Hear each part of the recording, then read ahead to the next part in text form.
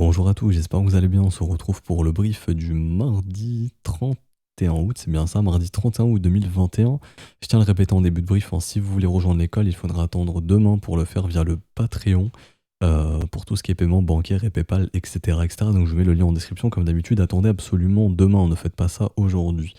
Alors, au menu du jour, le Bitcoin, on va en parler, qui est assez faible, mais qui pourrait performer grâce à l'Ether, j'en parlerai après.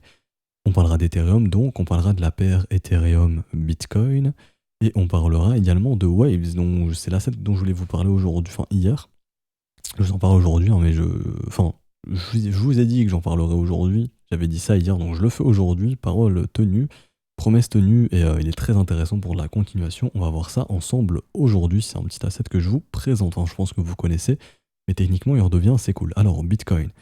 Que dire de Bitcoin? À part que la dynamique interne est faible, c'est que pour l'instant, il n'y a toujours pas la structure de retournement de marché et que Bitcoin est maintenu, entre guillemets, on va dire, enfin, est maintenu. Tout est relatif. Que le Bitcoin, justement, ne connaît pas de break baissier pour le moment, et tant qu'il ne connaîtra pas de pattern de retournement, il n'y aura aucune raison de penser que le Bitcoin est bear et qu'il a connu un top. C'est-à-dire que tant qu'on ne vient pas breaker ici, pour moi, les 46 200, il n'y a aucune raison de penser qu'il y a une structure de retournement de marché. Maintenant, si celle-ci break, à ce moment-là, il y aura une structure de retournement de marché, et comme on l'a dit hier, hein, le marché ira probablement faire un petit tour vers les 42 000 dollars, tout simplement. Ce qu'on voit actuellement, c'est que le Bitcoin est porté par Ethereum. Donc vraiment, le Bitcoin, je vais en parler très très très rapidement. Ma chart est ici, ce n'est simplement qu'un range. Donc ça, c'est la zone de combat qu'on a identifiée récemment. 42 000, 46 003, 49 006. On attend la cassure d'une des deux bornes. Fondamentalement, on l'a vu hier, la macroéconomie est plutôt bullish dans le sens où, je le répète pour ceux qui n'ont pas vu, hein, mais grosso modo, le discours de Powell hier, c'était l'inflation, on s'en fout, les taux d'intérêt, on va les garder assez bas jusqu'en 2023 et on va continuer de faire tourner la planche à billets pour acheter des titres. Donc rien de plus bullish que ça pour le Bitcoin et pour les actions et les indices. Donc fondamentalement, on est bullish, ok? Fondamentalement, le contexte est bullish pour le Bitcoin depuis le discours de Powell. Et on voit actuellement que pendant la London Kill Zone, hein, donc pendant les heures de trade de la session européenne, c'est plutôt bullish. Les institutions européennes sont plutôt bullish techniquement sur le marché crypto parce qu'ils montent pendant cette session. Et il faut savoir qu'on est mardi et que la London Kill Zone du mardi est très importante puisque vous savez qu'à Londres, on travaille pas le dimanche lundi, on revient le mardi. Et que les traders sont bullish ce matin sur le Bitcoin, à voir si Wall Street sera bull. Je passe en une heure rapidement, mais si vous regardez la session d'hier, donc si je passe sur la session d'hier, c'était quand? C'était ici, 15 h Wall Street arrive, jusque 21 h où il se casse, le marché monte. Et quand il se barre, le marché baisse. Donc Wall Street est bullish sur le Bitcoin probablement. À chaque fois qu'on a la Wall Street Kill Zone, la New York Kill Zone, pardon, le marché monte. Donc quand Wall Street est présent, le marché monte. Et là, aujourd'hui, c'est ce matin, c'est Londres. Hein, quand Londres arrive 9 h du matin, ici, boum, le breakout direct. Et le Bitcoin qui fait son pump et l'Ethereum qui lui tente de faire son breakout au nord. Donc ça, on va en parler également juste après. Donc voilà, le Bitcoin pour l'instant, ce n'est qu'un simple range. Grosso modo, vous prenez pas la tête. On est bloqué là-dedans. Dans ce range entre ces deux bornes, tant que le marché y reste, c'est très bon pour les alts, ok. Et la résolution qui sera prise, qu'elle soit haussière ou baissière, donnera la direction des prochaines semaines, très très probablement. Résolution haussière, on continue. À ce moment-là, le Bitcoin est bullish, les alts suivront également. Et on peut faire une fin d'année de folie, hein, si jamais, vu que fondamentalement on est bullish techniquement en termes de macroéconomie, si jamais il n'y a personne qui arrive à dumper ce marché qui continue de monter, on pourrait se diriger vers un nouveau sommet. Je parle rapidement des options, mais si on regarde sur les options, les intervenants du marché sont bullish pour le Bitcoin et le voient entre 100 000 et 200 000 pour décembre. Je dis pas que ça arrivera, hein, je dis juste qu'en termes d'options, le niveau d'intérêt pour le Bitcoin se porte sur les 100 000, 140 et 200 000 dollars pour septembre 2021. Donc pour fin septembre, le plus gros niveau d'intérêt est sur l'ATH à 64 000 dollars. Donc voilà, il y a des intervenants qui voient le Bitcoin pour 64 000 d'ici fin septembre, donc d'ici 3 semaines pour le contrat ici. Hein. Ouais, un peu plus de 3 semaines qui expire dans 25 jours. Faudrait être à 64 000. Donc faudrait qu'on ait eu justement la résolution haussière du range ici et que les acheteurs se réveillent. Donc ce qu'on attend, et de toute façon ça n'a pas changé depuis, je vous ai dit ça il y a plusieurs semaines même. Je passe en weekly ici, ça va se voir assez facilement. Quand on passe en weekly ici, on voit qu'on est simplement, là je vais retirer tous les schémas, on est sous le seuil du niveau avant le décrochage. Vous voyez ici, ça a été le niveau de décrochage ici, le M-top, le M-weekly, on est sous la résistance, on y consolide. Et quand on passe en daily, donc là pour l'analyse du volume, on voit que le volume il est décroissant. Ok. Quand le volume redeviendra croissant, c'est-à-dire que quand il y aura un réveil des deux camps, que ce soit un réveil acheteur ou vendeur, on aura une réponse. C'est-à-dire que si le réveil est acheteur, à ce moment-là, on cassera la résistance, et si on pète la résistance, il n'y a plus rien avant les niveaux des 58 et 60, et vraiment, ça peut casser assez facilement ces niveaux si les bag holders ont capitulé, qu'ils ont vendu plus bas, voire qu'ils ont vendu ici. Donc il n'y aura plus trop de ventes, et le marché pourra monter assez facilement. Ok. En revanche, si c'est un réveil vendeur sous la résistance, à ce moment-là, tac, tac, tac, tac, tac, et là, un retracement minima 41 000, voire plus bas, peut-être. Je dis bien peut-être, ok. Donc voilà, c'est la simple idée du marché qu'il y a à avoir. Le marché consolide, on attend un réveil des deux camps, qu'il soit bull ou bears, enfin acheteur ou vendeur, on ne peut pas savoir ce sera dans quelle direction. En termes d'order flow, encore une fois, le marché a été très leveragé pendant très longtemps et ça a été beaucoup de short. Pour moi, on n'a pas encore connu de FOMO. On le voit au niveau du funding. Ça, c'est un FOMO funding où les gens payent de gros intérêts pour lancer des positions longues. Là, actuellement, le funding, il est très minime. Donc, il n'y a pas eu de FOMO de ce point de vue-là. Même en termes d'intérêt, l'intérêt n'a pas explosé ici. Les gens ne sont pas venus FOMO longue. Pas comme ici où l'intérêt ici, il augmente. On passe de grosso modo 27 000 à grosso modo 40 000 avec un funding super positif où tout le monde vient long ici. Là, le funding, enfin, l'intérêt il a énormément augmenté avec un funding majoritairement baissier la plupart du temps, ou quasiment neutre, voire baissier. Donc les gens ont beaucoup shorté cette zone, cette phase ici, mais là, il n'y a pas trop de FOMO long sur le Bitcoin. Donc pour l'instant, on ne peut pas dire que le FOMO s'est emparé du Bitcoin. Également, en termes de spread, j'en parle souvent, mais quand il y a des spreads proches de zéro, alors qu'on est à 48 000 $ quasiment, ça montre qu'il n'y a pas eu d'euphorie non plus. Donc les gens sont plutôt pessimistes et ont plus peur qu'autre chose. Et tant que les gens auront peur, ça me rappelle un peu depuis le crack Covid de mars 2020, le marché pourra continuer de monter, tout simplement. Donc le sentiment est pessimiste, les gens ont peur. La technique nous alerte d'une perte de momentum, des volumes acheteurs qui sont vraiment décroissants. Donc en termes de dynamique interne, il y a de quoi penser que le marché peut instaurer un top ici, mais techniquement, ce n'est pas encore marqué. Mais c'est surtout en termes de sentiment où les gens ont très très peur, donc on attend simplement un réveil des bulls ou des bears. Si c'est un réveil bullish, encore une fois, continuation, et boum. Ethereum donnera probablement la direction. Je vois pas Ethereum faire un break haussier et que Bitcoin se ramasse. Ça peut arriver, hein. Mais si Ethereum fait un break haussier, probablement que Bitcoin pourra suivre après, parce que c'est plutôt Bitcoin qui suit Ethereum pour le moment. Donc j'ai fini pour Bitcoin, je passe rapidement sur du court terme. Cette zone est très importante, on en a parlé, il faut absolument la maintenir. Actuellement, on voit que ce matin, il y a un petit W qui se dessine au contact de cette zone, donc ça rejette. On voit que le premier arrêt fait son rejet également ici.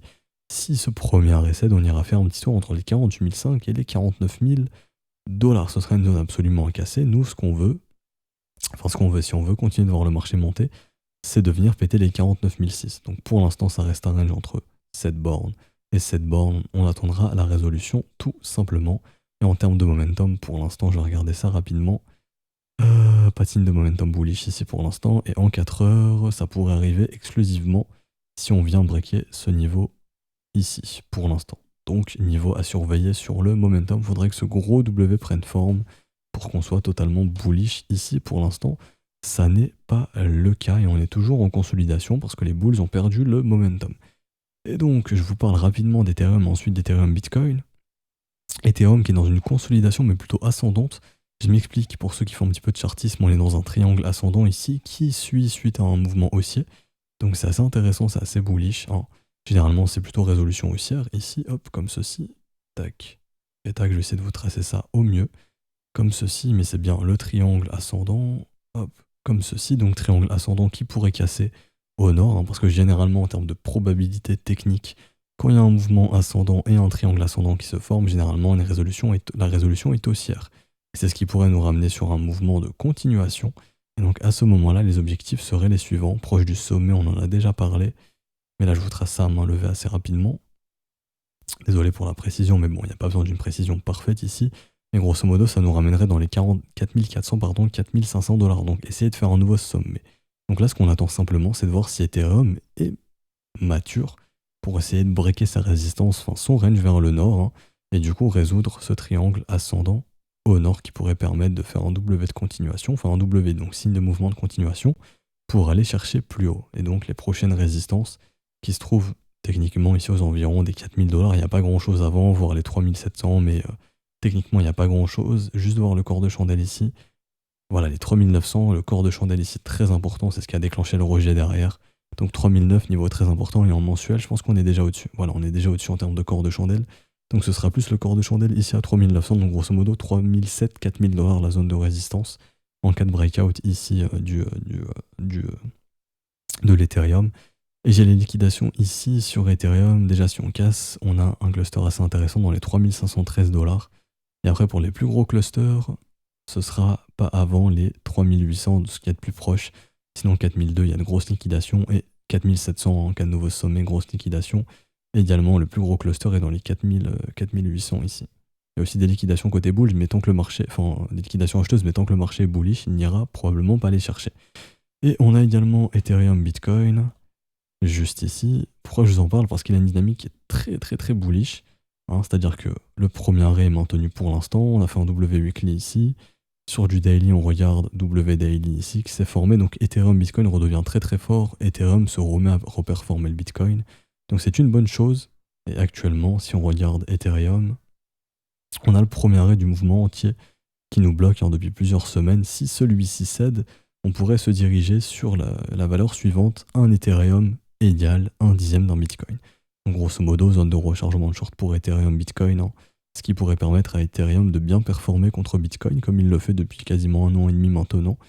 Et jusqu'à preuve du contraire, la dynamique est haussière sur Ethereum, donc depuis grosso modo janvier 2020, techniquement Ethereum surperforme le Bitcoin tout simplement, et ce sera toujours le cas tant que la dynamique restera haussière sur Ethereum Bitcoin.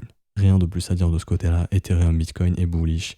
Le premier arrêt était maintenu ici, objectif des bulls, tenter de faire un nouveau sommet, donc de casser le premier arrêt ici pour tenter de venir chercher la valeur suivante. Un Ethereum vaut 0,10 Bitcoin, donc 0,1 Bitcoin. Voilà. Et donc pour finir ce brief, on va parler de Waves, que je trouve assez intéressant. Donc dans la même configuration que Ethereum du coup, donc juste ici. Pourquoi je le trouve assez intéressant? Parce qu'on est comme sur Ethereum sur un VTOP ici, comme avec Ethereum sur un VTOP. Donc ce n'est pas un signe de top ça, faut en être conscient, le marché se retourne très rarement avec un VTOP. Donc ce qui m'amène à penser qu'on pourrait faire un nouveau sommet ici, que c'était un peu un check-out, un mouvement pour secouer les investisseurs, on recharge à bon prix et on repart. Donc en cas de nouveau sommet, les objectifs premiers seraient... Alors, comment dirais-je, on aurait donc les entre 60 et 72 $, donc ça ferait une bonne performance. Ça me fait un peu penser à Solana, peut-être le prochain Solana, hein, vu la consolidation qu'on a. Un peu aussi à d'autres assets qui sont dans cette configuration-là, et je vais voir ça avec les élèves demain. Mais ici, pour ce qui est de Waves, franchement, la dynamique est très très sympa. Attention, ici on arrivera en zone de rechargement de short. Alors, je vais tracer mon fib comme ceci. Voilà. On pourrait arriver en zone de rechargement de short maintenant, ça m'intéresse. C'est pas ce qui m'intéressait le plus. Là, je parle plus pour ceux qui cherchent de la continuation. Ici, il y a bien eu le W qui s'est formé, donc le W weekly qui annonce le changement de dynamique. On reprend une dynamique complètement. On était dans une dynamique haussière. Mais déjà, ça, c'est signe de bottom. Depuis qu'on a cassé les 17 $, on a clairement posé un bottom ici à 11 $. Et là, on reprend en valeur. Donc déjà, Wave de ce côté-là, il pourrait reperformer. Je vais aller sur CoinMarketCap pour voir si on a des news qui peuvent intervenir au cours des prochaines semaines, prochains mois, donc qu'on est justement en mouvement haussier jusqu'à ces news. Hein. Donc on appelle ça un FA driver, un événement fondamental qui peut donner une direction au prix à court ou long terme, court, moyen ou long terme. Il n'y a pas de news pour l'instant, on verra si ça a ajouté au cours des prochains jours ou prochaines semaines, mais en tout cas techniquement c'est très bullish. Quand je vois un asset qui a fait un W weekly, qui a une phase de pump, qui consolide, qui fait de nouveaux W, c'est extrêmement bullish. Donc quels seraient les objectifs ici?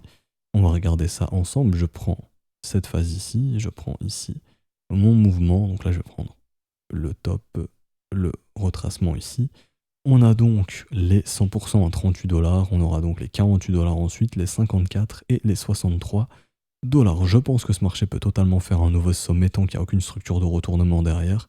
Pour l'instant, je vois rien d'alarmant ici, une légère perte de momentum, mais rien de très alarmant.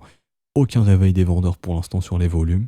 D'ailleurs, je vais juste augmenter pour qu'on puisse mieux voir comme ça. Le volume vendeur, donc pour l'instant, il n'y a aucun volume vendeur ici. Donc il n'y a strictement rien du tout. Les vendeurs ne sont pas réveillés, mais loin de là. Les acheteurs, on continue de voir du W sur le volume acheteur, donc les acheteurs sont bien réveillés, l'OBV est croissant, l'argent rentre dans ce marché. Le marché fait la chose la plus importante ici à mes yeux, la structure de continuation, le gros W de continuation ici. Donc ça, c'est extrêmement bullish. Le W ici est extrêmement bullish et annonce de la continuation. Donc Waves, à mon humble avis, fait partie des assets qui ont un momentum fort actuellement et qui peuvent bien performer. Ok. Et donc la seule zone qui peut un peu bloquer les prix temporairement, c'est la zone de rechargement de short. Mais vu la dynamique qui est assez forte, ça ne m'étonnerait pas que Waves puisse bien performer au cours des prochains jours. Donc c'est pour ça que je vous en parle, bien évidemment.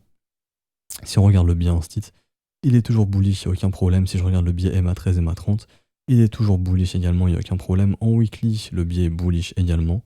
Et si je regarde le biais Instit, il est bullish également. Je passe en 4 heures ici. Hop. D'ailleurs, on va voir le setup de continuation en 4 heures ici. Mais si je regarde le biais ici en 4 heures, il est bullish et le biais MA13 et MA30 est bullish également. Donc tout va bien ici d'un point de vue biais, d'un point de vue momentum, c'est super bullish. Même le biais fait des W, donc ça c'est extrêmement bull. Hein. Quand vous avez le biais qui fait également des W, c'est super bullish. Ça montre que le momentum est très très fort, donc il n'y a rien qui m'amène à penser que Waves peut s'écrouler ici, à part si le marché global s'écroule. Mais tant qu'il y a un flux acheteur au sein des alts, je pense que Waves va en bénéficier et que c'est l'un des assets, l'un des prochains à bien performer. Très très probablement, c'est pour ça que je vous en parle.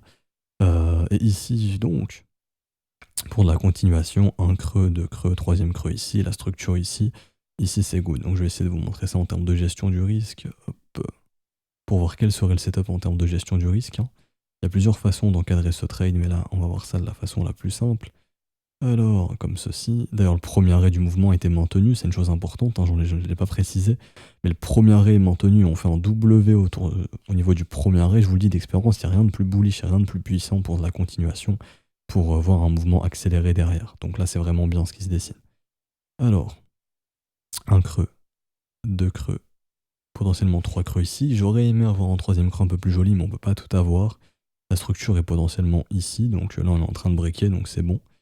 Et on vient cloner ça, on reporte ça en termes de gestion du risque et on regarde si c'est assez correct.